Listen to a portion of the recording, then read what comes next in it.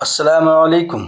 جو قوم اپنی بیٹیوں کی عزت نہیں کرتی وہ کبھی سکون والی سوسائٹی نہیں بنا سکتی، کیونکہ بازار میں بھی تم نوکر ہو اور لڑکی کے باپ نے بھی تمہیں خرید لیا ہے اپنی بیٹی کے پاؤں دبانے کے لیے۔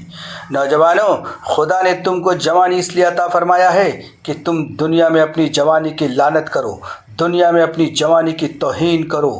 اپنے دست بازو پر بھروسہ کر، محنت کرنا تمہارا کام ہے، تمہاری زندگی میں برکت دینا یہ خدا کا کام ہے۔ آگے بڑھ اور اپنے آپ پر بھروسہ کر، اللہ کی ذات پر بھروسہ کر۔ دوسروں کی مال و دولت پر کیوں لالچ کی نظر دوڑاتے ہو؟ کیوں نوکر بنتے چلے جا رہے ہو؟ دوستو بزرگوں، اس کے بعد ظلم و ستم کا یہ سلسلہ زمانِ اسلام کے آنے سے پہلے، اسلام کے سورج طلوع ہونے سے پہلے یہ دنیا بہت تاریک تھی۔ اس دنیا میں جب تک اسلام نہیں آیا تب تک ظلم و جبر، تشدد کا بازار گرم تھا۔ قتل و غارت ایک عام بات تھی۔ انسان سے ڈرتا تھا، انسان حیوان سے بھی بدتر تھا۔ شام ہوتے ہی انسان رہبری کے بجائے ڈاکو بن جایا کرتے تھے اور اپنی معصوم بیٹیوں کو دفن کر دیا کرتے تھے۔ جب اسلام آیا تو اسلام نے فرمایا لڑکیاں قتل کرنے کے لیے نہیں ہے، بلکہ اللہ کے نبی صلی اللہ علیہ وسلم نے فرمایا جس شخص کو 3 بیٹیاں ہو وہ ان کو اچھی طرح سے پڑھائے لکھائے، دین کی تعلیم دے، حیا اور پردے اور عفت کے زیور سے آراستہ کرے اور اس کا صحیح جگہ نکاح کر دے، میں اعلان کرتا ہوں کہ وہ شخص جنت میں جائے گا۔ ایک صحابی بیٹھے ہوئے تھے، ان کو 2 بیٹیاں تھیں۔ وہ بیچارے مسکرا کر کہنے لگے یا رسول اللہ صلی اللہ علیہ وسلم، جس کو 3 ہیں صرف وہی جائیں گے یا جن کو 2 ہیں وہ بھی جائیں گے؟ حضور پاک صلی اللہ علیہ وسلم نے فرمایا اگر تم نے اپنی 2 بیٹیوں کے ساتھ بھی اچھا سلوک کیا تو اللہ تعالیٰ تمہیں جنت عطا فرمائے گا۔ پھر ایک صحابی آئے، انہوں نے فرمایا یا رسول اللہ جن کو 1 بیٹی ہے ان کا کیا ہوگا؟ آپ نے فرمایا 1 بیٹی والا بھی جنت میں جائے گا۔ تو بیٹیاں جنت میں جانے کا ذریعہ ہے، جہنم میں جانے کا باعث نہیں۔ اپنی بیٹیوں کو لعنت اور ملعون نہ سمجھو، مصیبت نہ سمجھو۔ اب ایک صحابی آئے، کہا یا رسول اللہ صلی اللہ علیہ وسلم ایمان لانے سے پہلے ہم نے ایک بہت بڑا ظلم کیا ہے، کیا اللہ ہمیں معاف کرے گا؟ کہا کیا ظلم کیا ہے تم نے؟ کہا میرے گھر میں بیٹی پیدا ہوئی، میں تجارت میں گیا ہوا تھا، میری بیوی نے اس بیٹی کو چھپا کر کے رکھا، میرے ڈر سے کہ کہیں میں اس کو زندہ قتل نہ کر دوں، کیونکہ اس زمانے میں بیٹی کا پیدا ہونا عیب سمجھا جاتا تھا۔ کہا میں جب آیا تجارت کر کے تو میری بیوی نے میری بیٹی کو چھپا کر پرورش کیا اور وہ بیٹی 6-7 سال کی ہو گئی، مجھے بڑا پیار ہو گیا، میں اسے اپنی بیٹی نہیں سمجھتا تھا، پڑوس کی بیٹی سمجھ کر بہت پیار کرتا تھا۔ اس کی معصوم آواز، اس کی میٹھی میٹھی زبان مجھے بہت بھاتی تھی، میں اس کی محبت میں گرفتار ہوتا ہوا چلا گیا۔ ایک دن میری بیوی نے دیکھا کہ میں اپنی بیٹی سے بہت پیار کر رہا ہوں، تو میری بیوی نے سوچا کہ اب تو دل میں بڑا پیار آ چکا ہے، اب تو شاید یہ ظلم نہیں کریں گے، تو میری بیوی نے کہہ دیا کہ یہ بیٹی پڑوس کی نہیں بلکہ یہ آپ ہی کی لخت جگر ہے، یا آپ ہی کی نور نظر ہے، یا آپ ہی کی بیٹی ہے۔ کہا یا رسول اللہ صلی اللہ علیہ وسلم اس لڑکی کے حسن سے، اس لڑکی کی معصومیت سے، اس لڑکی کی توتلی آواز سے مجھے بڑا پیار تھا، لیکن جب مجھے معلوم ہوا کہ یہ بیٹی میری ہے تو بیٹی کی تصور سے دل میں نفرت کا طوفان اٹھ گیا، اور میں بیٹی کا باپ ہوں۔ میرے دل میں بہت لعنت، میرے دل میں بہت نفرت پیدا ہو گئی کہ نہیں، میں بیٹی کا باپ نہیں بن سکتا۔ کہا ایک دن میں نے سینے میں پتھر رکھ کر اپنی بیوی سے کہا کہ میری بیٹی کو اچھی طرح سے سجا دو، کہیں گھمانے لے جانا ہے، کہیں پھرانے لے جانا ہے، کہیں سیر و تفریح کے لے جانا ہے۔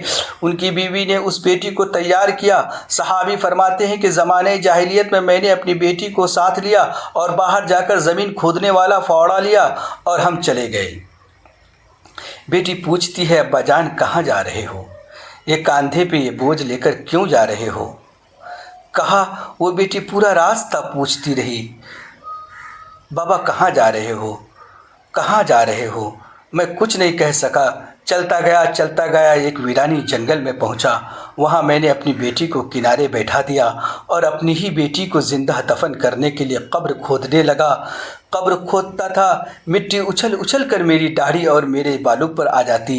میری معصوم بیٹی، میری چھوٹی بیٹی دوڑ کر آتی اور میرے بالوں کو جھاڑ دیتی اور کہتی ابا جان تمہیں تو یہ پسینے آ رہے ہیں، یہ مٹی تمہارے کپڑوں کو گندا کر رہی ہے، کیوں تم کھود رہے ہو، کیوں تم محنت کر رہے ہو۔ وہ بیٹی میرے گالوں کو چومتی، میری پیشانی کو چومتی اور مجھ سے پیار کرتی اور پوچھتی ابا جان یہ پسینے آ رہے ہیں، یہ مٹی تمہارے بالوں کو خراب کر رہی ہے، کیوں تم یہ مٹی نکال رہے ہو۔ وہ بیٹی پوچھتی رہی اور میرے ظلم، تشدد اور قتل و نفرت کے پردے میری آنکھوں پر پڑے ہوئے تھے۔ اس معصوم بچی کی محبت مجھے متاثر نہ کر سکی اور میں کھودتا کھودتا ایک قبر بنا دیا۔ میں نے اپنے معصوم بیٹی کو بلایا، کہا کہ آؤ بیٹی دیکھو، بیٹی آتی ہے، باپ کے کاندھے پر چھلانگ لگانے جاتی ہے۔ وہ ظالم باپ اپنی بیٹی کو زور سے توڑ کر نکالتا ہے، ہٹاتا ہے، اپنے جسم سے اور اٹھا کر قبر میں ڈال دیتا ہے، پھینک دیتا ہے۔ وہ لڑکی چیختی ہے ابا جان مجھے بہت زیادہ چوٹ لگ چکی ہے، ابا جان مجھے بچا لو، میرا کیا جرم تھا، میرا کیا پاپ تھا، اے میرے باپ تو مجھے کیوں دفن کر رہے ہو۔ کہا وہ بیٹی چیختی رہی اور میں اس کے جسم پر مٹی ڈالتا رہا۔ وہ چیختی رہی اور روتی رہی اور میں نے اس کو زندہ دفن کر دیا۔ بہت دور تک اس کے رونے کی آواز آتی ہے، ابا جان مجھے اکیلے مت چھوڑو، ابا جان مجھے اکیلے مت چھوڑو۔ لیکن میرے سخت دل نے، میرے پتھر کے جگر نے ایک بار بھی اس کی طرف نہیں دیکھا۔ یا رسول اللہ صلی اللہ علیہ وسلم آج بھی وہ آواز میرے کانوں میں ٹکرا رہی ہے، آج بھی وہ چیخ ہمیں سنائی دے رہی ہے۔ آج بھی میں اپنے ظلم پر شرمندہ ہوں، تڑپ تڑپ کر رو رہا ہوں، ہائے میں نے کیا ظلم کیا۔ یا رسول اللہ صلی اللہ علیہ وسلم آپ فرمائیے کہ اللہ مجھے معاف کرے گا۔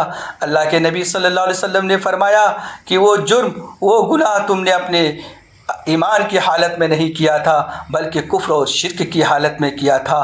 کفر اور شرک کی حالت میں کیا ہوا گناہ ایمان لانے کے بعد خدا معاف کر دیتا ہے، لیکن اب اس کے بعد کوئی ایسا گناہ مت کرنا۔ دوستوں اور بزرگوں، اسلام لانے سے پہلے ظالموں نے اپنی بیٹی کو زندہ دفن کیا تھا، مگر آج کا مسلمان نمازی ہے، حاجی ہے، متقی ہے، پرہیزگار ہے اور اپنی بیٹی بہوؤں کو زندہ جلا رہا ہے۔ وہ بیٹا ایمان لا کر، مسلمان ہو کر اپنی بیوی کے جسم پر آگ لگا رہا ہے۔ دوستوں کتنی شرمندگی کی بات ہے۔ دوستو اس بیان کا اگلا حصہ سننا بالکل نہ بھولیے گا، کیونکہ آگے مزید ایمان افروز اور دل دہلا دینے والی باتیں انشاءاللہ آپ تک پہنچائی جائیں گی۔ اگر آپ کو یہ ویڈیو پسند آئے تو اپنے دوستوں کے ساتھ ضرور شیئر کریں، لائک کریں، کمنٹ کریں اور ہمارے چینل کو سبسکرائب کر کے سپورٹ فرمائیں۔ اللہ پاک ہم سب کو اپنی بیٹیوں، بہنوں اور عورتوں کی عزت و حفاظت کرنے کی توفیق عطا فرمائیں، آمین۔